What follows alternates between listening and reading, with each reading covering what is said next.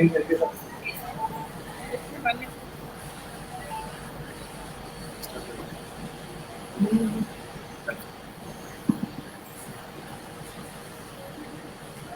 Afternoon ma'am. Good afternoon. Hello. कैसे हैं? बढ़िया, आपकी क्या हाल है? बस बढ़िया। संत रामकृष्ण ग्रुप ऑफ इंस्टीट्यूशन की तरफ से मैं आपका हार्दिक अभिनंदन करती हूँ। एंड फा क्रिएशन ग्रुप जो हमारे साथ इस ई कैंप में इन्वॉल्व है, इस बार हम लोग का ये ट्रायल है कि जो बच्चे इस वक्त घर बैठे हुए हैं या जो लेडीज हैं जो लॉकडाउन और कोविड-19 की वजह से घर के बाहर नहीं निकल पा रहे हैं, तो उनको एक्टिव रखना और अपडेटेड रखना। तो कई तरह की प्रॉब्लम्स जो हैं जो इस पीरियड में देखने को भी आई हैं कि फेस भी करनी पड़ रही हैं, क्योंकि डॉक्टर्स भी इजीली अवेलेबल नहीं हैं और बहुत सारे प्रॉब्लम्स। तो उसी के लिए हमने ये ई कैंप की शुरुआत की है, ताकि अपडेटेड भी रखा जा सके और नई नई इन्फॉर्मेशन भी प्रोवाइड की जा सके। तो उसी के रूटीन में अभी हमारे साथ परसों डॉक्टर दीपक लवानिया थे जो कि बाल रोग विशेषज्ञ थे, और डॉक्टर हेमा सडाना थी जो कि स्त्री रोग विशेषज्ञ थी, और आज हम डॉक्टर ज्योति नाकरा जो कि डेंटिस्ट हैं उनके साथ अपना सेशन शुरू कर रहे हैं। तो मैम, मैं आपसे जानना चाहूँगी कि आजकल जो बच्चों में प्रॉब्लम्स आती हैं कि बच्चों को कैविटीज़ और छोटे छोटे बच्चों में कैविटीज़ की बहुत प्रॉब्लम आती है, टूथैक होता है, तो इन सब के क्या रीजंस होते हैं? और अभी जैसे ये बाहर नहीं निकल पा रहे हैं, तो उस बीच में किस तरीके से क्या प्रिकॉशंस हैं या क्या होम रेमेडीज हैं जिनको लेके वो अपने आप को सिक्योर रख सकते हैं और इनको अवॉइड कर सकते हैं, टूथैक्स और home remedies?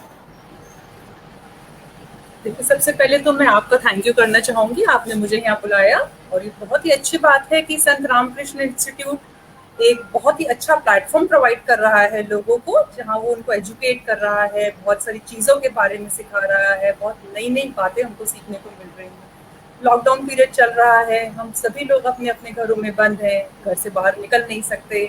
This is the time when आप लोग एक बहुत ही अच्छा प्लेटफॉर्म प्रोवाइड कर रहे हैं लोगों को, जिसके थ्रू वो अपने टाइम को बहुत ही बेटर तरीके से यूटिलाइज कर सकते हैं, अपनी एबिलिटीज को, अपनी चीज़ों को इम्प्रूव कर सकते हैं, बहुत सारी नई नई एक्टिविटीज, नई नई चीज़ें सीख सकते हैं, कुछ कुछ कर सकते हैं। कोरोना का टाइम है, सबसे मेजर कंसर्न हमारी लाइफ के लिए, जिसने हमारी लाइफ को बहुत ज़्यादा चेंज कर दिया है। ये चेंज सिर्फ कुछ टाइम के लिए नहीं आया है, बल्कि कुछ चेंजेस ऐसे हैं जो हमको लाइफ टाइम फॉलो करने पड़ेंगे, लाइफ टाइम के लिए अपनी प्रैक्टिस में हमको इन चीज़ों को लेकर के आना ही पड़ेगा। तो अगर हम बात करते हैं इस टाइम की, तो जो हमारी प्रायोरिटी पे आती है इस वक्त, दैट इज अवर फिटनेस। इस वक्त बहुत ज़रूरी है हमारे लिए कि हम लोग अपनी फिटनेस लेवल को किसी भी तरीके से कैसे भी करके मेंटेन करते हुए जाएं। फिटनेस मेंटेन करने के लिए फर्स्ट चीज़ जो हमारे लिए आती है, दैट इज कि हम घर पे ही कुछ ऐसी रेगुलर शेड्यूल, रेगुलर चीज़ें कर सकें जिससे कि हम अपने आप को फिट रख सकें। फॉर एग्जाम्पल, आप योगा कर सकते हैं, मेडिटेशन कर सकते हैं, रेगुलर घर पे ही एक्सरसाइज कर सकते हो, या कोई भी इस तरीके की एक्टिविटीज़ लेते हुए चल सकते हो जिससे कि हम फिट रह सकें। ये ऐसा इन्फेक्शन है जो कभी भी किसी को भी हो सकता है। ऐसा नहीं है कि उसको हो जाएगा, मेरे को नहीं होगा, मेरे को हो जाएगा, उसको नहीं हो सकता। एनीबडी कैन गेट इन्फेक्टेड, हम में से कोई भी इन्फेक्ट हो सकता है। व्हाट इज इम्पोर्टेंट कि इस टाइम पर अगर हमें कुछ इन्फेक्शन हो जाता है तो हमारी recovery should be good. In any case हमारा रिकवरी पार्ट जो है वो बहुत ही अच्छा होना चाहिए, और उसके लिए हमें अपने फिटनेस लेवल को अपग्रेड करके रखना है। ऐसा नहीं है कि, और सेकंड जो बहुत इंपॉर्टेंट एस्पेक्ट इस टाइम पर हमारे लिए आ रहा है, that is hygiene. Hygiene part इस वक्त बहुत इंपॉर्टेंट है। हाइजीन में हम बहुत सारी चीज़ों का ध्यान तो रख रहे हैं। For example, we are maintaining our hand hygiene, हम सरफेसेस को क्लीन कर रहे हैं, बाहर से वेजिटेबल्स ला रहे हैं, उन सबको क्लीन कर रहे हैं। तो अगर हम आज के स्पेसिफिक इश्यू की बात करें तो डेंटल हाइजीन भी एक ऐसा पार्ट है जिसको यहाँ पर हम मिस कर जाते हैं, हम छोड़ देते हैं। तो डेंटल हाइजीन को मेंटेन करना भी हमारे लिए बहुत ही बड़ा इश्यू है। और हमारे इंडिया में तो जिस तरीके का कल्चर है, ओरल हाइजीन को बहुत ज़्यादा प्रायोरिटी नहीं दी जाती है। लोग बहुत फ्रीक्वेंटली बहुत ज़्यादा ओरल हाइजीन को कंसर्न नहीं देते हैं। अब अगर हम यंगस्टर्स की बात करते हैं आज की डेट में, तो यंगस्टर्स तो फिर भी they are getting more conscious, more concern towards their oral health. लेकिन अगर रूरल इंडिया की तरफ चले जाएं, ओल्डर एज ग्रुप की तरफ चले जाएं तो आज के डेट में भी these people are not very much concerned with oral health, जबकि हमारे टीथ, हमारे जो ओरल हेल्थ है that playing a very important role in our life. Teeth जो है न सिर्फ हमारे को खाना च्यू करने में या खाने को डाइजेस्ट करने में हमारी हेल्प करते हैं, बल्कि टीथ हर एस्पेक्ट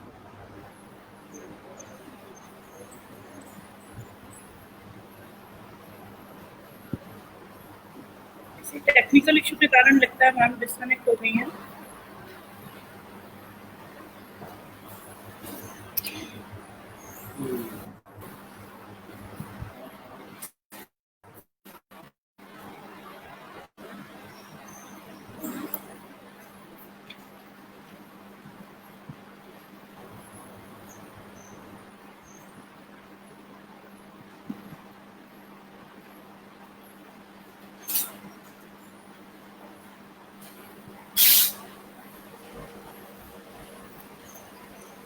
टीथ हमारी लाइफ में बहुत इंपॉर्टेंट रोल प्ले करते हैं, न सिर्फ खाने को च्यू करने में या डाइजेस्ट करने में उनका एक बहुत मेजर रोल है, but to talk and to speak clearly teeth also plays a very major role.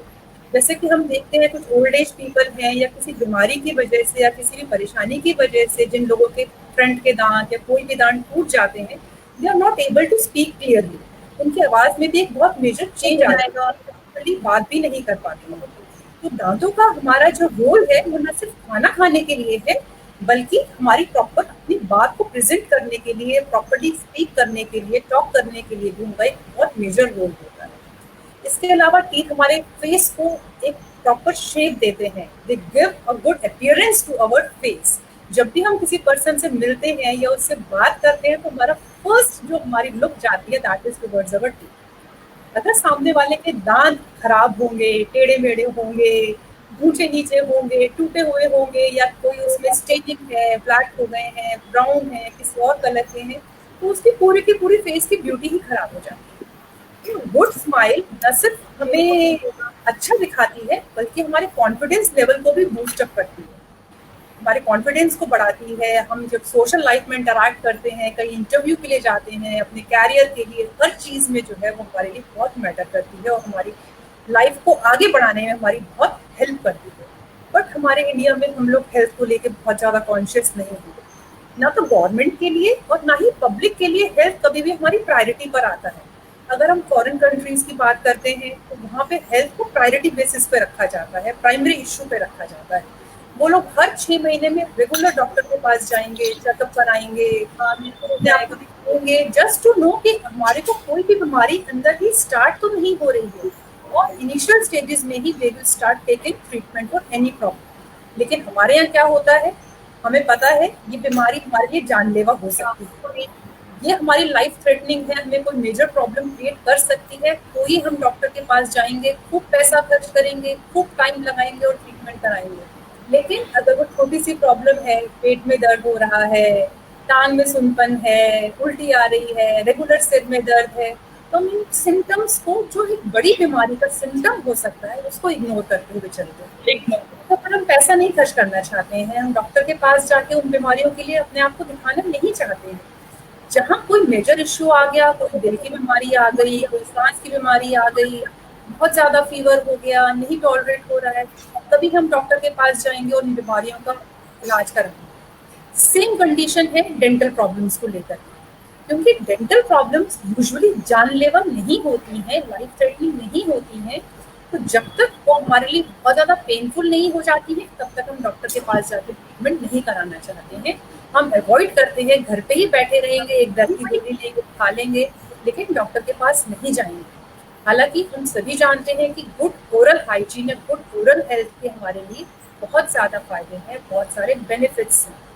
अगर हम अपनी हाइजीन को बचपन से ही मेंटेन करते हुए चलते हैं, तो गुड ओरल हेल्थ न सिर्फ हमारे दांतों को हमारी लाइफ टाइम तक मेंटेन करने में हेल्प करती है, बल्कि ये लाइफ स्पैन को भी इंक्रीज करती है।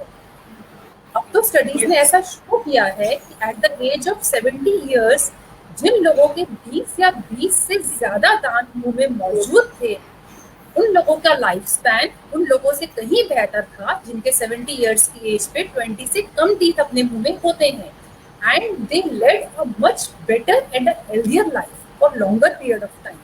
तो दांत ना सिर्फ हमारा जिंदगी भर साथ देंगे, बल्कि हमारी लाइफ स्पैन को भी इंक्रीज करते हैं अगर हम अपने ओरल हेल्थ को मेंटेन करते हैं। Secondly, any sort of dental infections, अगर हमारी बॉडी में कहीं पर भी कोई डेंटल इन्फेक्शन है, जैसे मुंह में पस पड़ गया, स्वेलिंग आ गई, मवाद पड़ गया, हमारे गम्स में रेगुलर सूजन आ रही है, तो जो बैक्टीरियाज होते हैं, ये बैक्टीरियाज इस इन्फेक्टेड साइट से हमारी ब्लड स्ट्रीम में एंटर कर जाते हैं, और ब्लड स्ट्रीम में एंटर करने के बाद they can go to any part of our body, हमारे बॉडी के किसी भी ऑर्गन में जाके वो वहां जाके दे विल लॉज देयर और वो इस तरह का इन्फेक्शन क्रिएट कर सकते हैं। फॉर एग्जाम्पल, एक बहुत ही फ्रीक्वेंट एसोसिएशन है, स्टडीज ने शो किया है, जिन लोगों को क्रॉनिक डेंटल इन्फेक्शन रहते हैं, उन लोगों में फ्रीक्वेंट हार्ट प्रॉब्लम या रेस्पिरेटरी प्रॉब्लम के रिस्क बहुत ज्यादा बढ़ जाता है। सेकेंडली, क्रॉनिक डेंटल प्रॉब्लम्स, जैसे कहीं हमारा कोई अल्सर हो गया जो बहुत लंबे समय तक परसिस्ट कर रहा है, बहुत लंबे समय तक रह रहा है, it may also lead to oral cancer.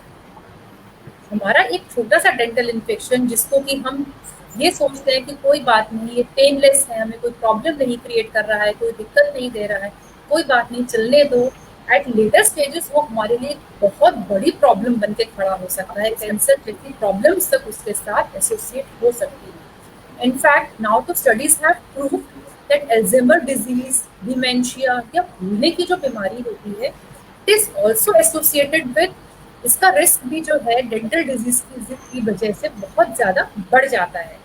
और हमारी अपीयरेंस और हेल्दी स्माइल के लिए तो इसका रोल है ही है। कॉन्फिडेंस लेवल तो एक अच्छा हमारा इम्प्रूव होता ही है अगर हमारी स्माइल हेल्दी है और हमारी टीथ हेल्दी कंडीशंस में मेंटेन है।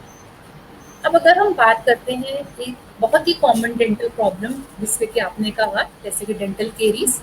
डेंटल केरीज एक छोटे बच्चे से लेकर के एक ओल्डर एज ग्रुप तक हर एज ग्रुप को इफेक्ट कर सकती है। आजकल छोटे छोटे बच्चे केरीज से इफेक्ट हो जाते हैं। अब तो WHO की स्टडीज में भी इंडिकेट किया गया है कि जो डेंटल डिजीजेस हैं, they are increasing at a very fast pace, बहुत ही फास्ट पेस पे डेंटल डिजीजेस जो है इंक्रीज हो रही हैं। और अगर हम फॉरेन कंट्रीज या डेवलप कंट्रीज की बात करें तो वहाँ WHO फंडिंग देता है, जब वो कैंपेन्स चलाते हैं डेंटल ट्रीटमेंट्स के लिए, लोगों में अवेयरनेस के लिए कि उनको कैसे अपनी ओरल हाइजीन मेंटेन करनी है, अपनी डेंटल हेल्थ मेंटेन करनी है, और वहाँ अलग से इसके लिए फंड्स दिए जाते हैं। लेकिन हमारी कंट्री में, इंडिया में, यहाँ इस तरीके के कोई जो है कंसर्न्स नहीं है, इस तरीके से गवर्नमेंट कोई ध्यान नहीं देती है। पब्लिक को अपने आप ही इस चीज़ के लिए अवेयर होने की ज़रूरत है। अब लॉकडाउन पीरियड चल रहा है, बहुत फ्रीक्वेंटली हम अपने डॉक्टर्स के पास नहीं जा सकते हैं, चेकअप नहीं करा सकते हैं, तो घर पर ही हमें कैसे पता चलेगा कि हमें कोई प्रॉब्लम हो रही है, कोई बीमारी हो रही है, हम कैसे चेक कर सकते हैं घर पे ही कि we are suffering from dental disease. तो सबसे पहले जो लोग बड़े हैं अपने आप कर सकते हैं, वो अपने आप मिरर के आगे खड़े होकर के चेक करें, और जो छोटे बच्चे हैं उनके लिए parents need to guide them, उनको चेक करना है, देखना है। First thing, you need to watch your teeth. अगर आपको ऐसा लगता है कि आपके दांतों में कोई भी कलर चेंज विजिबल है, जैसे आपके दांत का कलर स्पेसिफिकली येलोइश, ब्राउन या किसी जगह से ब्लैक स्टेनिंग शुरू हो गई है, that may be an initial symptom of dental caries, कि आपके दांत में डेंटल केरीज की प्रॉब्लम शुरू हो चुकी है। And this is the stage, this is the time when we should go for dental treatment. अगर हम इस वक्त डेंटिस्ट पे अप्रोच नहीं करते हैं और ट्रीटमेंट नहीं करते हैं, इसको ऐसे ही कंटिन्यू करते रहते हैं, तो after some time what happens, उस पार्ट पे एक कैविटी या एक छेद डेवलप होना शुरू हो जाता है, जिसमें जब भी हम कोई भी खाने की चीज खाएंगे, कुछ भी लेंगे, तो वो वहां पे फंसना शुरू हो जाएगा। ये सेकंड साइन होता है। लेकिन इस स्टेज पे भी यूजुअली प्रॉब्लम पेनलेस होती है, हमें कोई भी दर्द या तकलीफ शुरू नहीं होती है। तो जब हमें दर्द नहीं होता है तो हम इसको इग्नोर कर देते हैं। लेकिन जब आपको खाना पसंद शुरू हो रहा है या आपको ऐसा लग रहा है कि हाँ आपका वहाँ पर कैविटी है, छेद हो गया है, तो इसी स्टेज पे आपको डॉक्टर को जाके दिखा देना चाहिए। कुछ लोगों को इस स्टेज पे बैड ब्रेथ की प्रॉब्लम शुरू हो जाती है। बैड ब्रेथ भी एक ऐसी सिचुएशन है जो हमको पब्लिक में जाने से रोकती है। जब हम किसी से बात कर रहे होते हैं तो ये हमारा कॉन्फिडेंस लेवल भी नहीं होता है, तो हम इसको किसी से बात करें और हमारे मुंह से स्मेल आती है, वी डोंट फील हो रहा है कि आपको ऐसा लग रहा है, ये स्टेज ऑफ पेनलेस। पर अगर हम इस स्टेज पे भी डॉक्टर के पास नहीं जाते हैं और नहीं दिखाते हैं, ट्रीटमेंट नहीं लेते हैं, तो इसके बाद हमारी सिचुएशंस आती हैं पेन की। डेंटल पेन, जैसा कि हम सभी जानते हैं, बहुत ही खतरनाक होता है, बहुत ही इनटॉलरेबल होता है। पेशेंट जब डॉक्टर के पास पहुंचता है, हमारे पास आता है, तो ऐसे पकड़ के आता है और कहता है डॉक्टर साहब कुछ भी कर दो, दांत को निकाल दो, कैसे भी करो, बस मेरा दर्द ठीक कर दो, कैसे भी करके। तो हमको उस सिचुएशन पे नहीं पहुंचना है। पेन के बाद आता है जब इन्फेक्शन बहुत ज्यादा स्प्रेड हो जाता है तो स्वेलिंग की फॉर्म ले लेता है। स्वेलिंग मुंह के अंदर हो सकती है, छोटी सी फुंसी, छोटा सा दाना जिसमें से पस या मवाद निकल रहा हो, उस तरीके का हो सकता है, या एक्सटर्नल स्वेलिंग हो सकती है जो हमें बाहर से कहीं पर भी, किसी भी पार्ट पे, इधर इधर कहीं पे भी विजिबल हो, किसी भी तरीके की हो सकती है। इसका मतलब कि हमारा इन्फेक्शन बहुत ज्यादा स्प्रेड हो चुका है, एक लेवल से बहुत आगे पहुंच चुका है। अब तो मजबूरी है, हमें जाके ट्रीटमेंट कराना ही पड़ेगा, कैसे ना कैसे लेना ही पड़ेगा। अब रीजंस क्या है, वजह क्या है डेंटल कैरीज होने की, क्यों इतनी फ्रीक्वेंट है हमारे यहाँ? तो सबसे पहले सबसे कॉमन प्रॉब्लम की बात करें तो अगर हम छोटे बच्चों की बात करते हुए चलते हैं, तो बच्चों में एक बहुत आदत होती है बार बार खाना खाने की। वो कभी भी एक बार बैठ करके पेट भर के खाना नहीं खाएंगे। उनकी क्या आदत है, हर थोड़ी देर बाद जाएंगे, अब तो वैसे भी लॉकडाउन है, छुट्टियां हैं, घर पे बैठे हैं, सब कुछ घर पे अवेलेबल है, जब इच्छा हो कि जाएंगे, कभी उठाया खा लिया। बार बार खाना खाने की वजह से हमारी oral health, oral hygiene maintain हो ही नहीं पाती है, कुछ ना कुछ मुंह में पड़ा ही रहता है, चलता ही रहता है। दूसरी बात, बहुत ज्यादा मीठा या शुगरी स्नैक्स लेना या इस तरीके की खाने की चीजें लेना जो खाने के बाद हमारे दांतों के ऊपर जाके एक लेयर बना लेती है, दांतों पे जाके चिपक जाती है।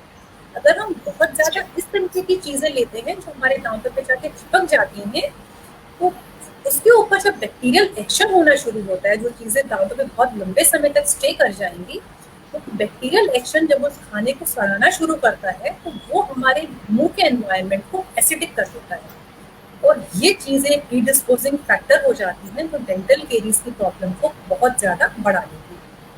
यंगस्टर्स में, टीनेजर्स में तो बहुत ज्यादा टेंडेंसी होती है कैंडीज, चॉकलेट्स, चिप्स, बिस्किट्स, इस तरीके की चीजें लेने की, और ये सभी इस तरीके के खाने हैं तो जाके हमारे दांतों के ऊपर एक लेयर की तरह चिपक जाते हैं और केविटीज की प्रोसेस को बहुत ज्यादा बढ़ा देते हैं। इसके बाद नेक्स्ट इश्यू आता है दांतों की प्रॉपर सफाई न करना, प्रॉपर ब्रशिंग न करना। छोटे बच्चों को हम बहुत यंग एज से आदत नहीं डालते हैं ब्रशिंग करने की, जबकि ऐसा कहा जाता है कि हैबिट्स बचपन से पड़ती हैं। हम कहेंगे कि नहीं कोई बात नहीं, बच्चा बड़ा हो जाएगा तो अपने आप सीख जाएगा, तो ऐसा नहीं होता। It is the responsibility of parents कि वो अपने बच्चों को from very young age train करना शुरू करें about their brushing habits, about maintaining their oral hygiene. अपने बच्चों को प्रमोट कीजिए कि वो दिन में 2 बार प्रॉपर्ली ब्रशिंग जरूर करें। इसके बाद एक बहुत ही इनफ्रीक्वेंट रीजन होता है इंटरनल वीकनेस ऑफ टीथ। कुछ लोगों के दांत बचपन से ही वीक होते हैं। ये वीकनेस किसी भी वजह से हो सकती है, प्रेगनेंसी के टाइम पे मदर को कोई प्रॉब्लम रही, या जब बच्चा बहुत छोटा था एट द टाइम जब उसके दांतों का डेवलपमेंट हो रहा होता है, जब दांत बन रहे होते हैं, तब बच्चे ने प्रॉपर बैलेंस डाइट नहीं ली, उसको proper calcium rich, vitamin rich food नहीं मिला, या वो किसी बीमारी की वजह से बहुत लंबे समय तक बीमार रहा, जिसकी वजह से उसके दांत प्रॉपरली नहीं बने बच्चों को, और इस वजह से भी एक्सटर्नल वीकनेस की वजह से उसके दांतों में लेटर स्टेजेस में प्रॉब्लम क्रिएट हो सकती है। अब क्या क्या ट्रीटमेंट्स होते हैं हमारे लिए इन चीज़ों को लेकर? जब हम इनिशियल स्टेजेस में अपने डॉक्टर के पास चले जाते हैं, जब हमारी कैविटीज बहुत ही इनिशियल स्टेजेस में थी, हमारे दांतों में सिर्फ एक कलर चेंज था या छोटी सी कैविटी थी जिसमें सिर्फ खाना फंस रहा था, लेकिन हमको कोई पेन, स्वेलिंग या कोई और प्रॉब्लम नहीं थी, ऐसी स्टेजेस में जब हम अपने डॉक्टर के पास चले जाते हैं, सिंपल फिलिंग्स के द्वारा उस दांत को ठीक किया जा सकता है। फिलिंग्स एक बहुत ही इनएक्सपेंसिव ट्रीटमेंट होता है जिसमें बहुत ज़्यादा खर्चा नहीं आता, बहुत पेनफुल नहीं होता है, सिंगल सिटिंग में जाके हम ट्रीटमेंट करा सकते हैं। लेकिन अगर हम इस ट्रीटमेंट को इस वक्त नहीं कराते हैं और पेनफुल कंडीशन में एक बार दांत पहुंच जाता है, इन्फेक्शन दांत की नसों तक पहुंच जाता है और नसों को खराब कर देता है, तो हमें आरसीटी करानी पड़ती है। लेकिन अगर दांत बहुत ज़्यादा खराब हो जाता है, बहुत ज़्यादा पेनफुल कंडीशंस आ जाती हैं या स्वेलिंग या प्रॉब्लम्स बहुत बढ़ जाती हैं, तो कई बार सिचुएशंस ऐसी आ जाती हैं कि दांत को निकालना भी पड़ सकता है, ऐसी सिचुएशंस भी आ सकती हैं। जी हमें ध्यान रखना चाहिए। आप हमारे साथ जी जी मैम। हम इस सिचुएशन तक ना पहुंचे, हमारे दांत इस स्टेज तक ना जाएं और हम उससे पहले ही दांतों का ट्रीटमेंट करा लें और किसी भी तरीके से अपने दांतों को बचाते हुए चलें। अब हमारे साथ जी मैम एक्चुअली हमारे संत कृष्ण कन्या महाविद्यालय की प्रिंसिपल मैम हमारे साथ जुड़ रही हैं। उनकी एक क्वेरी है जो आपसे पूछना चाहती हूँ। हाँ, मैं मैम को डॉक्टर मोहिनी तिवारी मैम, मैं मैम आपका हार्दिक अभिनंदन करती हूँ। मैम आपसे एक क्वेरी पूछना चाहती हैं। हाँ जी। मैम प्लीज अपना प्रश्न रखें। हाँ, धन्यवाद सोनिया मैम, और बहुत बहुत धन्यवाद ज्योति मैम का, डॉक्टर साहब जो हमारे साथ में जुड़े हैं। बहुत ही जानकारी आपने बहुत ही अच्छी दी है, जो आजकल बच्चों के लिए बहुत बड़ी समस्या हो रही है। लॉकडाउन के बीच में सारा दिन खाना और उसके बाद बार बार दांत को साफ न करना, और वो एसिडिक जो बन जाता है, खाना मुंह में सड़ने लगता है, जिसकी वजह से कैविटीज़ की प्रॉब्लम आ जाती है। तो बहुत ही जानकारी आपकी बहुत ज़्यादा हमारे लिए फ़ायदेमंद रहेगी।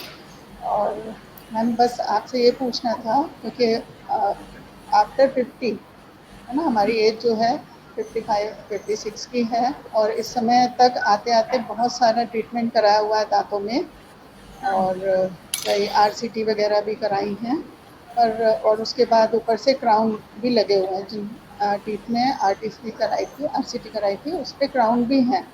तो ये प्रॉब्लम आती है कि ऊपर से तो क्राउन है, लेकिन जो गम्स हैं उनके बीच में जो खाना वगैरह खाते हैं वो फंस जाता है, तो उसमें बहुत प्रॉब्लम होती है। तो उसके लिए आपसे जानना चाहते हैं कि क्या कोई ख़तरनाक चीज़ है, ऐसा कोई प्रॉब्लम तो नहीं है कि खाना उसमें सड़ता रहे और बाद में, जैसे कि आपने अभी बताया कि कैंसरस भी हो जाती है कोई चीज़ में। तो बस यही जानना है कि ऊपर तो क्राउन है, लेकिन हाँ, आप बीच में गम्स के बीच में खाना फंस जाता है। खाना फंस जाता है। ऐसा इसलिए होता है क्योंकि एज के साथ हमारे गम्स अपने लेवल से नीचे आना शुरू हो जाते हैं। तो गम्स जी के वो टैब जब लगी थी आपकी, अब उसके बीच में गैप क्रिएट हो गया है, जिस गैप में कंटिन्यूस जी आपका खाना फंस जाता है। ये जी प्रॉब्लम जी जी यूजुअली कैंसर जैसी सिचुएशंस नहीं करती है, बट इसकी वजह से क्या होता है, क्योंकि खाना अगर वहाँ इकट्ठा रहेगा, पड़ा जी रहेगा, जी तो सड़न की जी वजह से कीड़े और ज्यादा गलना शुरू हो जाएंगे और वो हाँ आपके जी दांतों को भी कहीं ना कहीं अंदर ही अंदर गलाना शुरू कर देगा। लेकिन क्योंकि जी आपके दांत में पहले से आरसीटी हो रखी है, तो आप पेनफुल जी नहीं हो, आपको दर्द नहीं होगा, आपको पता नहीं चलेगा। वो दांत अंदर ही अंदर सड़ता जाएगा और सड़ने के बाद एक दिन वो टूट जाएगा। तो हमें इस जी चीज को अवॉइड करना है कि बहुत लंबे समय तक हम दांत के फंसा ना रहे। फिर दो तरीके के प्रिकॉशन होते हैं। एक तो आप घर पे सफाई का प्रॉपर ध्यान रखिए। जी नॉर्मल ब्रशिंग करने के साथ साथ आजकल मार्केट में छोटे छोटे इंटरडेंटल ब्रशेस अवेलेबल होते हैं, या टूथपिक टाइप के ब्रशेस होते हैं, फ्लॉस, स्ट्रेट हाँ फाइबर्स लगे फ्लॉस, होते हैं, फ्लॉस नहीं, इंटरडेंटल ब्रशेस आते हैं। कैपिंग के जी बीच में जी फ्लॉसिंग करना इज वेरी डिफिकल्ट। आप प्रॉपर्ली वहां पे जी फ्लॉस नहीं डाल पाओगे, अगर आपकी दो कैप्स जॉइंट है तो आप पे फ्लॉस नहीं जाएगा। तो वहां आपको जी इंटरडेंटल ब्रशेस अवेलेबल होते हैं मार्केट में, जिसको आप दांतों के बीच में डाल करके दांतों के बीच में उस एरिया को क्लीन कर सकते हैं। अगर आप उसे क्लीन मेंटेन करोगे तो कोई प्रॉब्लम क्रिएट नहीं होगी। लेकिन खाना फंसा रहेगा तो अंदर ही अंदर वो दांत सड़ जाएगा, खराब हो जाएगा। दूसरा ऑप्शन होता है कि अगर हमें लग रहा है ये प्रॉब्लम ज्यादा क्रिएट हो रही है, हम क्लीनलीनेस नहीं मेंटेन कर पा रहे हैं, तो हम इस कैप को चेंज करें ताकि उसमें खाना ना फंसे। लेकिन कैंसर जैसे प्रॉब्लम्स यूजुअली इससे डेवलप नहीं होगी। हाँ नहीं, वो थोड़ा सा ना गम्स में अगर वो लगातार उसमें चुभता रहता है, तो मतलब तो थोड़ा वो सा प्रॉब्लम क्रिएट सुनने में करता आया है, था। स्मेल भी होती है, तो जी आप उसको ब्रश से क्लीन कीजिए। इंटरडेंटल ब्रशेस किसी भी केमिस्ट के पास अवेलेबल होते हैं, मिल जाएंगे अपने साइज के हिसाब इंटरडेंटल, से। इंटरडेंटल ओके ब्रश, इंटर, उससे उसको क्लीन कर ठीक है, लीजिए। Thank you ma'am. Thank you so much ma'am. अब हमारे साथ हमारे महाविद्यालय की वरिष्ठ प्रवक्ता डॉक्टर योजना मिश्रा जुड़ रही हैं। वो भी एक क्वेरी अपनी आपसे पूछना चाहती हैं।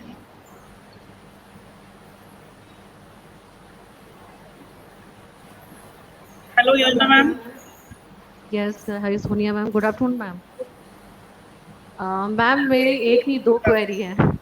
पहली तो ये है मैम, मेरा मदर के लिए पूछ रही थी, उनको दाढ़ में पेन होता था, तो कुछ डॉक्टर्स बोल रहे हैं कि दाढ़ को रिमूव किया जाए या उसका रूट कैनाल किया जाए, तो आप किस चीज़ को सजेस्ट करेंगे? एक्चुअली हम अभी डिसाइड नहीं कर पा रहे हैं उसके लिए क्या स्टेप उठाया जाए उसके लिए। अगर दांत प्रिवेंटिवली बीमारी है, बच सकता है, तो इट इज ऑलवेज रिकमेंडेड कि हम रूट कैनाल करा के उस दांत को बचा लें। एक्सट्रैक्शन हमेशा लास्ट प्रायोरिटी पे होना चाहिए है। हमें कभी भी पहली प्रायोरिटी पे एक्सट्रैक्शन को, दांत निकालने को नहीं रखना चाहिए। मेरी प्रेफरेंस हमेशा ये रहती है कि अगर दांत को आरसीटी करके या किसी भी ट्रीटमेंट के थ्रू बचाया जा सकता है तो हमें उसे बचा लेना चाहिए। तो आपको आरसीटी के लिए प्रोसीड करना चाहिए अगर आरसीटी पॉसिबल है तो।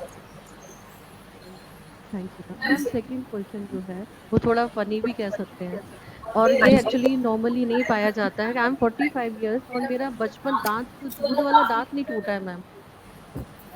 आई can't listen to you clearly ma'am. I am 45 years और मेरा वो जो पहला दांत जो होता है ना बच्चे का, दूध वाला दांत, वो नहीं टूटा है।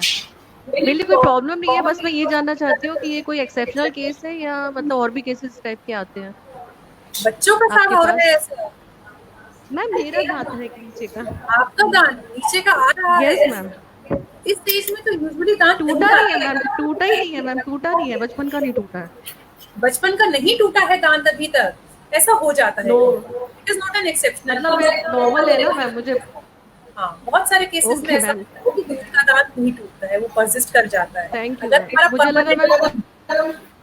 This is not an exception. Thank you ma'am. Permanently बनता ही नहीं है, होता ही नहीं है, जिस वजह से हाँ जी दूध का मैम। हमें समय ठीक है, thank you ma'am, thank you so much. हमारे बीच में मैं थोड़ा सा इंटरप्ट करता हूँ। हमारे बीच में कुछ व्यूअर्स हैं जिनके क्वेश्चन है, जिसमें एक क्वेश्चन ये है कि इस समय मान के चलिए कोई दांतों का इन्फेक्शन होता है या इलाज कराते हैं, ठीक है, उसके लिए कोरोना टेस्ट होना कंपलसरी है क्या? एक बार दोबारा रिपीट करेंगे? अगर हम दांतों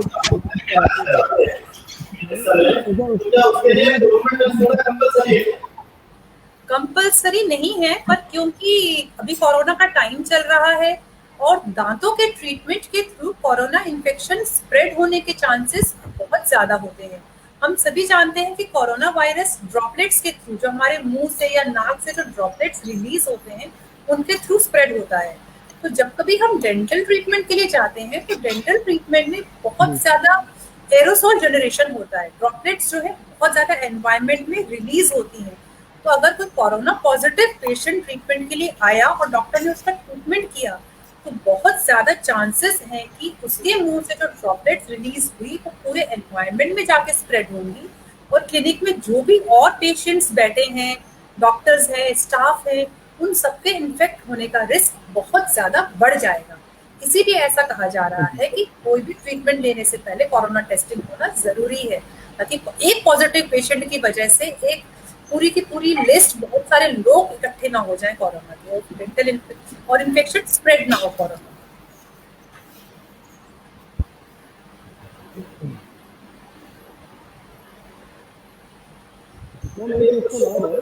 अभी एक व्यूअर का क्वेश्चन है कि उसको एक 10 साल की बच्ची कोई घर पे है और उसके मुंह से जो स्मेल आती है वो स्मेल कैसे दूर करती है? स्मेल बहुत सारी वजह से आ सकती है। हमारी एज, पेशेंट की एज क्या होगी अप्रोक्सीमेटली?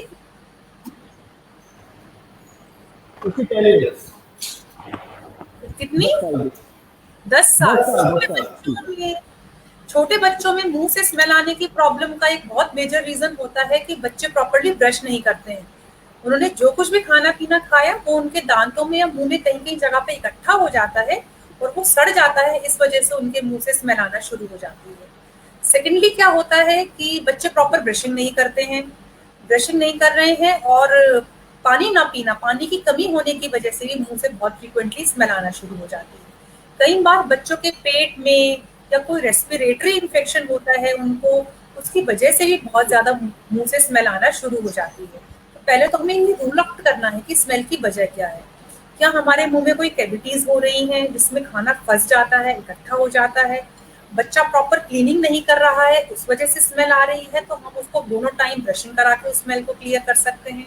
अगर उसको कोई रेस्पिरेटरी इन्फेक्शन हो रहा है, जैसे बार बार जुकाम, खांसी या साइनसाइटिस की प्रॉब्लम हो जाती है, उसकी वजह से भी मुंह से स्मेल आना शुरू हो जाती है।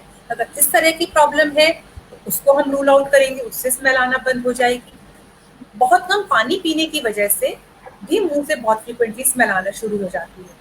पानी तो अपने आप में सेल्फ क्लींजिंग है, अगर हम फ्रीक्वेंटली पानी पीते रहते हैं तो मुंह में जो बैक्टीरियल डिग्रेडेशन हो रहा होता है खाने का, वो अपने आप कम होना शुरू हो जाता है और स्मेल की प्रॉब्लम कम हो जाती है। छोटे बच्चों को यूजुअली हम माउथ वॉश प्रिस्क्राइब नहीं करते हैं। 14 ईयर्स से अबव के लोगों को तो माउथ वॉश फ्रीक्वेंटली दिया जाता है, लेकिन 14 ईयर्स से कम एज ग्रुप में माउथ वॉश फ्रीक्वेंटली प्रिस्क्राइब नहीं किए जाते हैं। तब बच्चे का एज, बच्चे की इंटेलिजेंस, कितना वो चीजों को अकोमोडेट कर सकता है, कैसे मैनेज कर सकता है, उसी हिसाब से हम उनको प्रॉब्लम है करते हैं। रूल आउट करेंगे उससे गार्गल्स फ्रीक्वेंटली घर पे कर सकते हैं। हल्का सा गर्म पानी लें, उसमें जरा सा नमक डालें और दिन में 2 बार बच्चे को उससे कुल्ला करने को करें। इससे भी स्मेल की प्रॉब्लम काफी हद तक कम हो जाती है। कम एज ग्रुप में माउथ वॉश फ्रीक्वेंटली प्रिस्क्राइब नहीं किया।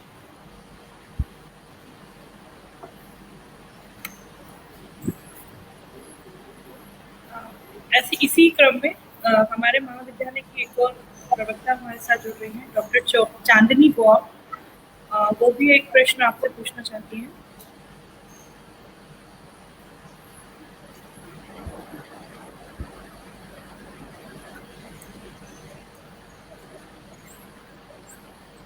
Hello Chandni ma'am.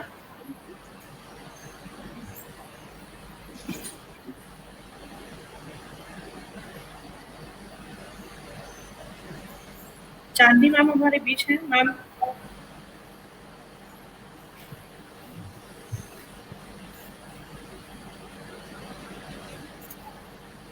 Yes ma'am please.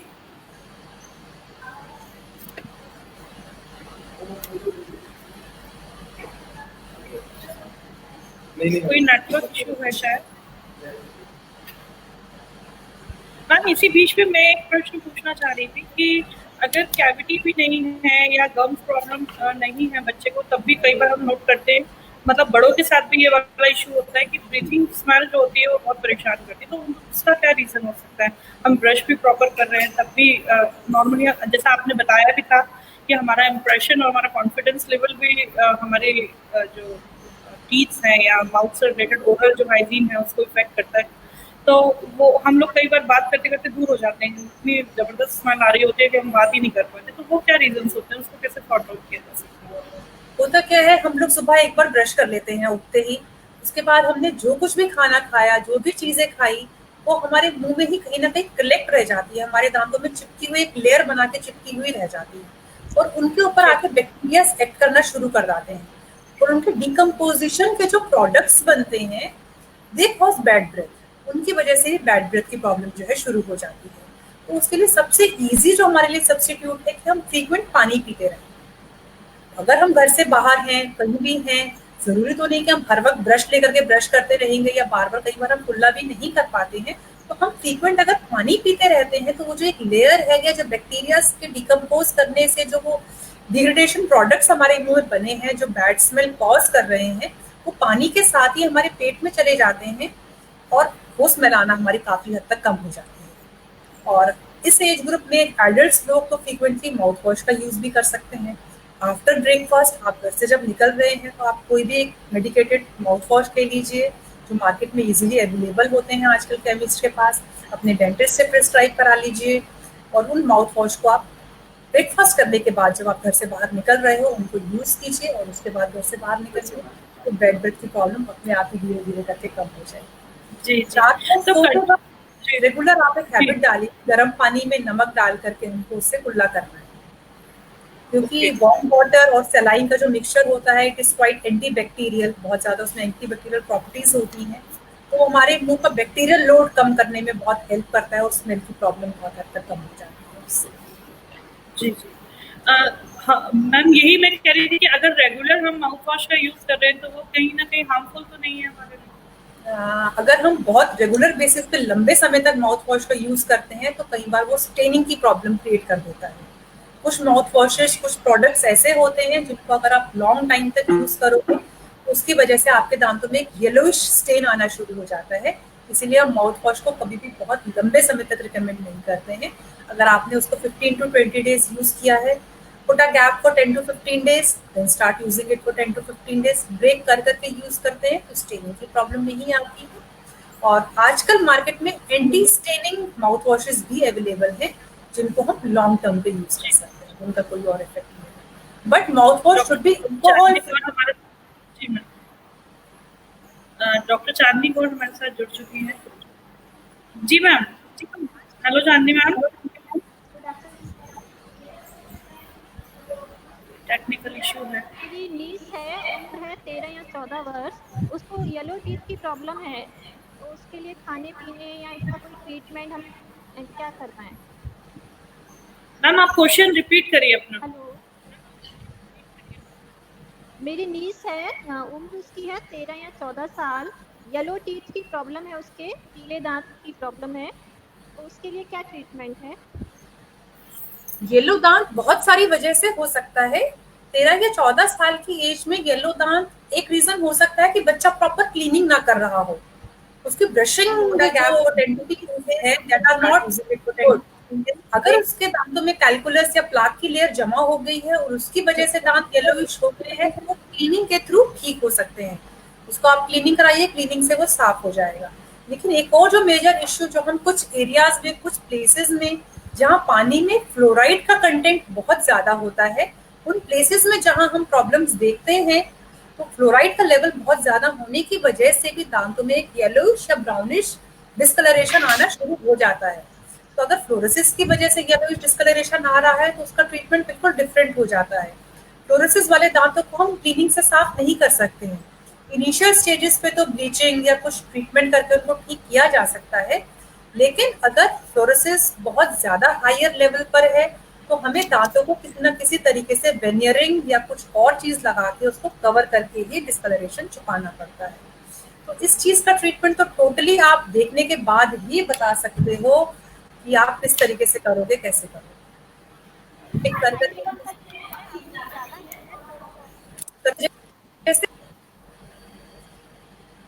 Chandni ma'am repeat करिए, आपका थोड़ा वॉइस ऑडियो पर जो येलो टीथ है वो ज़्यादा हाई लेवल पर नहीं है। उनका कहने का मतलब है कि बहुत ज्यादा येलो नहीं है टीथ, वाइट स्टेनिंग ये है। नहीं कह सकते कि पूरे क्रीमी, कुछ इस तरह का क्रीमी लेयर सी, मतलब वो बताना चाह रही हैं कि बहुत ज्यादा जो है वो येलोइश नहीं। वो क्लीनिंग स्केलिंग होती है दांतों की, क्लीनिंग के थ्रू उसको हम ठीक करा सकते हैं। जी से हो सकता है 13 या 14 साल की।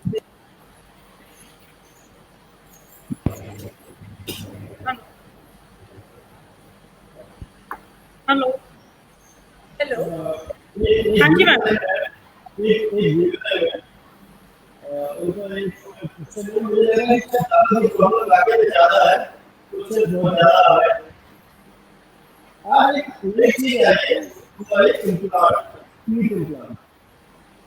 क्या वो आगे पॉसिबल है? दांतों को जो चेंज कराते हैं तो इम्प्लांट, मेरी आवाज आ रही है? हेलो ज्योति मैम। हेलो। हाँ जी मैम, आप सुन पा रहे हैं? नहीं, मुझे आवाज नहीं आ रही है क्लियर।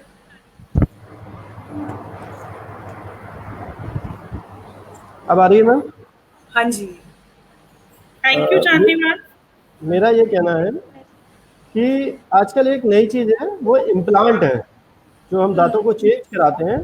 तो एक इम्प्लांट भी एक तरीका बन गया है कि उसके थ्रू भी दांतों को अच्छी तरह से चेंज कराया जा सकता है। कितना कारगर है वो इम्प्लांट, कितना कारगर है, मतलब कितना अच्छा है। सक्सेस है इम्प्लांट का सक्सेस रेट बहुत अच्छा है, बहुत अच्छे रिजल्ट्स आते हैं इम्प्लांट के। 90 to 90% सक्सेस रेट यूजुअली होता है इम्प्लांट कराने के बाद।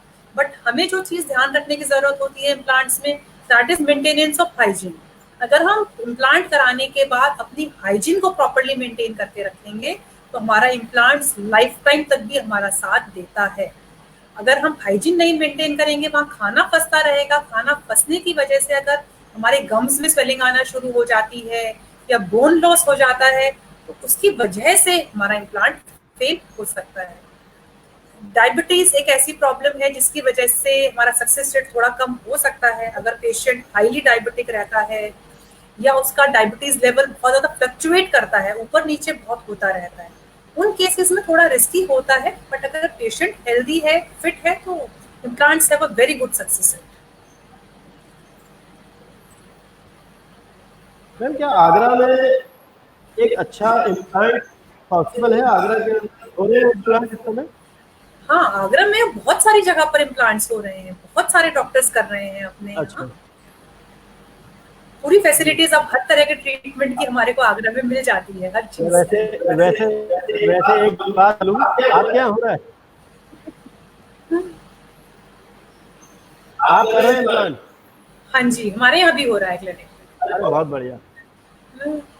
तो बाकी स्वाति मैम जुड़ रही हैं क्या? हाँ जी, स्वाति मैम हमारे साथ जुड़ रही हैं, doctor Swati Mishra.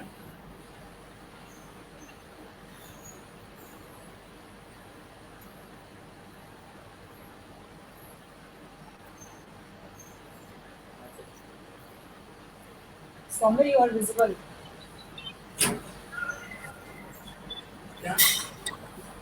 Hello Swati ma'am. Hello hello ma'am. आप दिख रहे थे मैम हेलो, आवाज़ आ रही है मेरी? हाँ जी जी। जी बिल्कुल। हाँ, good afternoon ma'am. Ma'am actually मेरा बेटा है 8 इयर्स का, तो उसके जो टीथ हैं उसमें पीछे की साइड में ब्लैकिश हो गया है, मतलब फूड फिल हो जाता है और फिर उसको निकालना पड़ता है, अदरवाइज पेन होता है।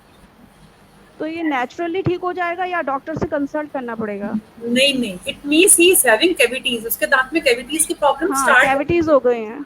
हाँ, तो ये अपने आप ठीक नहीं होती हैं कैविटीज कभी भी। कैविटीज के लिए आपको डॉक्टर के पास जाना पड़ेगा, तो फिलिंग या कोई भी ट्रीटमेंट कराना ही पड़ेगा। मैम जो ब्लड आता है, पायरिया हो जाता है टीथ में, तो इसके लिए जैसे कि अभी हम डॉक्टर के पास में नहीं जा सकते हैं, इतना मतलब इमरजेंसी चल रही है, कोरोना चल रहा है, तो डॉक्टर भी फ्री नहीं है और जाना भी सेफ नहीं रहे, तो इस कंडीशन में कुछ घर पे यूज कर सकते हैं कुछ ऐसा ट्रीटमेंट? घर पे तो इस वक्त सिर्फ आप ये प्रिकॉशंस ले सकते हो कि बच्चे को रेगुलर ब्रश कराओ। जब भी वो खाना खाए, खाना खाने के बाद वहाँ पे जब भी खाना फंस जाता है, आपको उसको ब्रशिंग के थ्रू क्लीन करना है। वहाँ पे खाना फंसा हुआ नहीं रहना चाहिए। खाना अगर फंसा रहेगा तो उसकी वजह से इन्फेक्शन बढ़ जाएगा। एब्सेस, स्वेलिंग, कोई भी प्रॉब्लम बच्चे को एक्यूट पेन की प्रॉब्लम हो सकती है। जब भी वो खाना खाए, खाना खाने के बाद आप उस एरिया को क्लीन कर दीजिए ब्रश के थ्रू, उसको प्रॉपरली कुल्ला करा के, कैसे भी करके सफाई प्रॉपर मेंटेन रखिए। Thank you.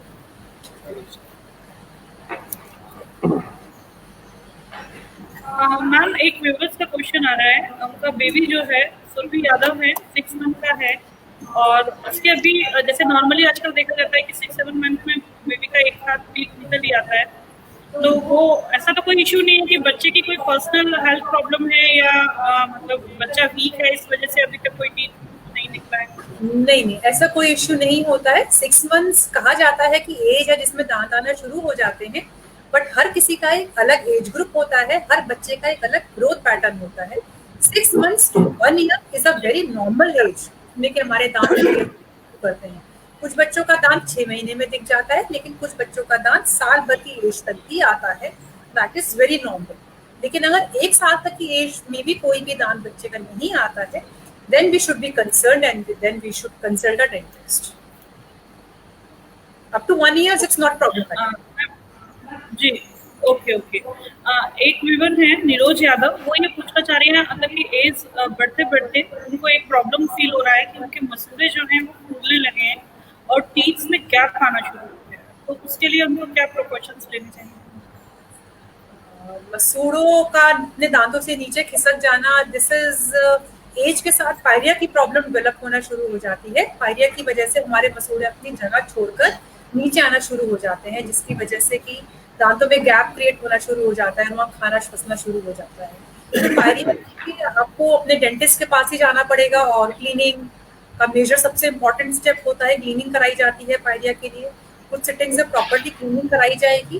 क्लीनिंग कराने के बाद आपके गम्स में स्वेलिंग आना भी बंद हो जाएगी, और कुछ स्पेसिफिकली मेडिसिन प्रेस्क्राइब की जाती हैं जो आपको कुछ समय तक यूज करनी पड़ेगी, जिसके थ्रू आपकी गम्स की स्वेलिंग खत्म हो जाएगी। बट गम्स की स्वेलिंग के लिए you have to consult your dentist. घर पर इस वक्त जब तक आप नहीं जा सकते हो तब तक आप कुछ मेजर्स इस तरीके से ले सकते हो कि आप प्रॉपरली ब्रशिंग का ध्यान कीजिए, दिन में 2 बार गर्म पानी में नमक डाल करके उससे कुल्ले कीजिए, उससे आपकी स्वेलिंग खत्म हो जाएगी। और अपने गम्स को रेगुलरली मसाज कीजिए। मसाज करने के लिए अगर आपके पास कुछ मेडिसिन है तो आप वो यूज कर सकते हो, कोई जेल है तो वो ले सकते हो। अदरवाइज घर पे ही आपके पास जो भी इजीली अवेलेबल चीजें हैं, जैसे आपने कोई खाने वाला कोई ऑयल, सरसों का तेल ही अगर हम कहें सिंपल लैंग्वेज में, उसको ही अगर आपने थोड़ा सा 1 ड्रॉप अपने फिंगर में ले लिया या फिंगर को गीला करके उससे ही अपने गम्स की रेगुलर अगर हम मसाज करेंगे प्रेस कर करके, तो उससे भी हमारे गम्स की स्वेलिंग कुछ हद तक कम हो जाएंगी। ये मेजर्स अभी हम कोरोना टाइम पे, लॉकडाउन टाइम पे अपने घर में ले सकते हैं, लेकिन ऐसी प्रॉब्लम के लिए फॉर फुल टर्म क्योर आपको डेंटिस्ट पे अप्रोच करना ही पड़ेगा, क्लीनिंग करानी ही पड़ेगी। मैम एक क्वेश्चन और आ रहा है कि जैसे छोटे बच्चों के साथ प्रॉब्लम के लिए टीथ जो है जो बहुत ज्यादा आड़े टेढ़े और सीधे नहीं होते, तो उसका क्या रीजन होता है? ऐसा क्या प्रिकॉशन लिया जाए कि बच्चों के जो टीथ है वो प्रॉपर स्ट्रेट ही आए, आड़े टेढ़े ना हो? देखिए, दांतों का किस शेप में आते हैं कि बहुत हद तक हेरिडिटरी पे डिपेंड करता है। हमारे पेरेंट्स के दांत कैसे थे बहुत हद तक इस चीज पे डिपेंड करता है कि बच्चे के दांत की शेप कैसी होगी। हेरिडिटरी इसमें बहुत मेजर रोल प्ले करती है और उस केस के लिए हम कुछ भी नहीं कर सकते। सेकेंड इश्यू जो आजकल के बच्चों में आ रहा है, क्योंकि अब हमारी डाइट बहुत सॉफ्ट डाइट हो चुकी है। पहले टाइम पे जो हम लोग खाना खाते थे और आजकल के बच्चे जो खाना खा रहे हैं उसमें बहुत मेजर चेंज आ गया। पहले हार्ड फूड खाया जाता था, रोटी भी बहुत हार्ड होती थी, बहुत ज्यादा रॉ वेजिटेबल, सैलेड, फ्रूट्स, इस तरीके की चीजें हमारी डाइट में नहीं होती। आजकल के बच्चे सॉफ्ट फूड खाते हैं। सॉफ्ट फूड खाने की वजह से उनके दांतों को एक स्टिमुलस नहीं मिलता है प्रॉपर ग्रोथ के लिए। बहुत फ्रीक्वेंटली ये प्रॉब्लम देखने को मिलती है कि बच्चों के दूध के दांत नहीं टूटते हैं और परमानेंट टीथ पहले आना शुरू हो जाता है।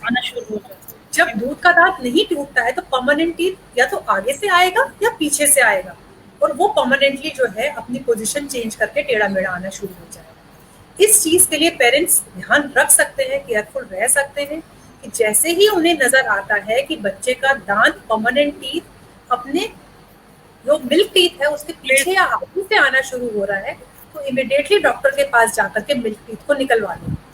जब हम स्टार्टिंग की स्टेज में मिल्क टीथ को निकलवा लेते हैं तो परमानेंट टीथ काफी हद तक अपनी जगह को ले लेता है, अपनी पोजीशन पे चला जाता है और दांतों को हम टेढ़ा मेढ़ा होने से इस पोजीशन में बचा सकते हैं। बच्चों को अगर आप प्रॉपर बैलेंस डाइट देंगे, अच्छा खाना देंगे, हार्ड फूड खाने को देंगे तो it will act as a stimulus जो उनकी बोन की ग्रोथ को स्टिमुलेट करेगा। बच्चे का मुंह, जॉज प्रॉपर्ली ग्रो करेंगे तो प्रॉपर स्पेस मिलता है दांतों को एकोमोडेट करने के लिए। हमारे दांत प्रॉपर्ली उसी स्पेस में एकोमोडेट प्रॉपर तरीके से हो पाते हैं। यही एक चीज है जो हम ध्यान रख सकते हैं। One is balance diet, second is आप वॉश करते रहिए अपने बच्चों के मुंह को, उनका दूध का दांत नहीं टूटा है और परमानेंट टीथ आना शुरू हो गया है तो दूध के दांत को निकलवा लीजिए। हेरिडिटरी में तो हम कुछ कर नहीं सकते। और मैम जैसे कि जो मिल्क टीथ होते हैं बच्चे के, वो अगर खराब हो रहे हैं और वो, क्योंकि वो तो पता है कि परमानेंट टीथ भी आने हैं, लेकिन अगर परमानेंट टीथ की स्टार्टिंग में ही रूट कैनाल या ऐसी कोई जरूरत पड़ जाती है बच्चे के टीथ को लेके, तो वो रूट कैनाल कराते हैं या हम उस पर कवर क्राउन लगवाते हैं, तो कितनी एज तक उससे सक्सेस रहता है? उसको कितनी समय बाद हमें फिर से डॉक्टर को कंसल्ट करना है? ये बच्चे की एज पे डिपेंड करता है। क्राउन्स तो परमानेंट होते हैं, बहुत लंबे समय तक चलते हैं, लेकिन अगर हमने बच्चे का दांत प्रॉपर्ली ग्रो ही नहीं किया है, पूरा आया ही नहीं था, उससे पहले ही उसमें कैपिंग करवा ली है, तो कुछ टाइम के बाद उसमें गैप क्रिएट होना शुरू हो जाएगा जहाँ खाना फंसना शुरू हो जाएगा। ऐसे केसेस में आफ्टर 5-6 इयर्स हमको कई बार कैप चेंज कराने की जरूरत पड़ जाती है। लेकिन अगर बच्चा प्रॉपर्ली ग्रो कर चुका है, 14 to 15 इयर्स का बच्चा है और हमने ट्रीटमेंट करवाया, तो उसकी वो कैप परमानेंट होती है, इट्स लॉन्ग लास्ट, लंबे समय तक 10, 12, 15 साल तक वो लास्ट कर जाती है, तो दिक्कत नहीं होती। और अगर ये टूथैक और एक्टिविटीज जो है वो रेगुलर चल रही हैं और रेगुलर होता आ रहा है, और अभी जैसे मान लीजिए पाइलिया का पेशेंट है या रूट कैनाल का ही पेशेंट है जिसका रूट कैनाल लॉकडाउन की वजह से बीच में ही डिस्टर्ब हो गया है, तो उन पेरेंट्स को अगर कोई पेन फील हो रहा है या किसी तरह की कोई प्रॉब्लम आ रही है तो क्या घर पे प्रिकॉशंस ले सकते हैं? एक तो क्लीनिंग बहुत इंपॉर्टेंट एस्पेक्ट है जो इस वक्त हम अपने घर पे मेंटेन कर सकते हैं। आप दोनों टाइम ब्रश जरूर कीजिए, जब भी खाना खाते हैं प्रॉपर रिंस कीजिए, गर्म पानी से नमक डाल के रिंस कीजिए ताकि वहाँ पे आपका खाना फंसा ना रहे। जो भी मेडिकेशंस आपको आपके डॉक्टर ने प्रेस्क्राइब करी हुई है ड्यूरिंग ट्रीटमेंट, आप अपने डॉक्टर से पूछ करके वो मेडिकेशन दोबारा से जो है ले सकते हो, इसको रिपीट कर सकते हो। इन केस आपको कोई पेन या स्वेलिंग या कोई प्रॉब्लम होती है तो आप मेडिकेशंस ले सकते हो। अदरवाइज आप प्रॉपर क्लीनलीनेस मेंटेन करते रहिए, उस एरिया में खाना नहीं फंसना चाहिए, इस तरीके का इश्यू नहीं क्रिएट होना चाहिए।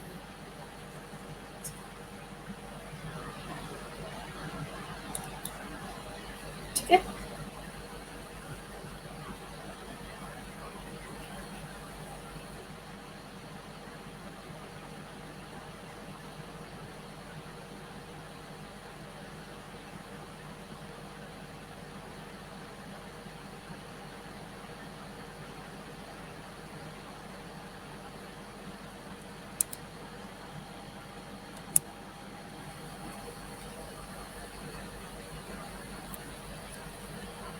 सामने वहाँ से ना टॉवल भी हटा दो, टॉवल भी दिख रहा है, टॉवल भी हटा दो इधर से। ये तो कुछ हो गया है, हट गया है।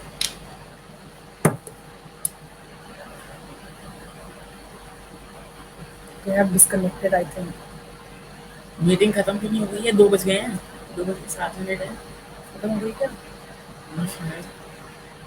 रानी फोन करके पूछोगे? हाँ, वो कैमरा बंद करेगा 2 minute phone.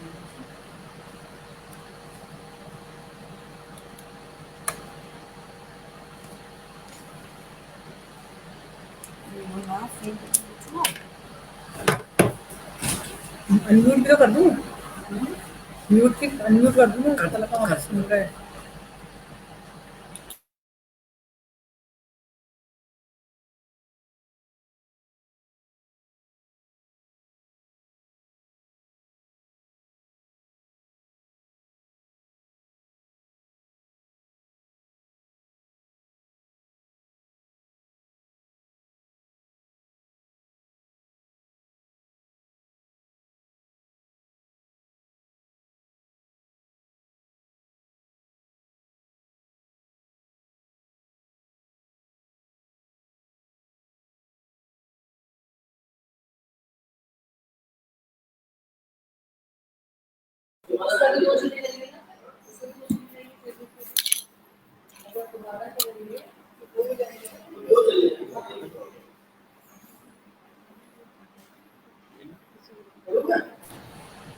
Actually technical issue है।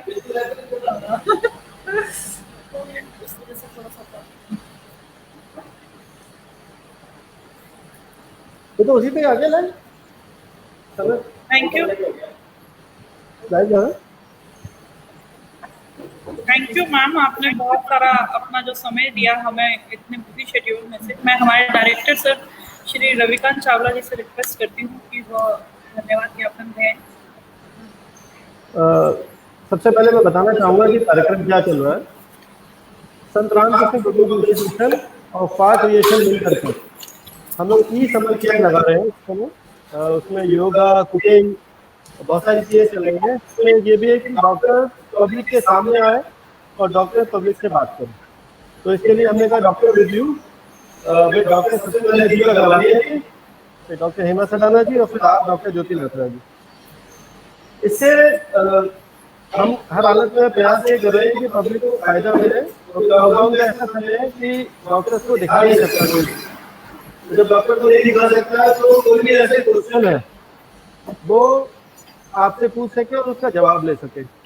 बाकी में जो कोविड-19 का समय है ये बहुत डरावना समय है, बहुत क्लियर है, लेकिन सब जने इसे शांतिपूर्वक अच्छे तरह से निकालें, यही आशा हमारी संस्थान की तरफ से है। मैं डॉक्टर ज्योति लहरा जी का बहुत बहुत धन्यवाद दूंगा कि आपने इतना अपना अमूल्य समय संस्थान के लिए दिया। आप हमारे प्लेटफॉर्म पे आए और सभी के जो प्रश्न थे वो आपने उसके जवाब दिए और बहुत अच्छी तरीके से समझाया, क्योंकि क्वेश्चन अभी और भी है, लेकिन क्योंकि हमारे पास समय एक लिमिट है, हम उस समय तक ही वर्किंग कर सकते हैं। आप लॉकडाउन खुलेगा तो आपको संस्थान में बुला करके जरूर एक बार बच्चों से रूबरू करवाएंगे कि आप सारी समस्याओं का निदान कर सकें। मैं दोबारा से बहुत बहुत धन्यवाद दूंगा और सूर्या मैम का धन्यवाद, उन्होंने बहुत अच्छे तरीके से सारी चीज़ों को संभाला। बहुत बहुत धन्यवाद। Thanks everyone. Thank you, madam.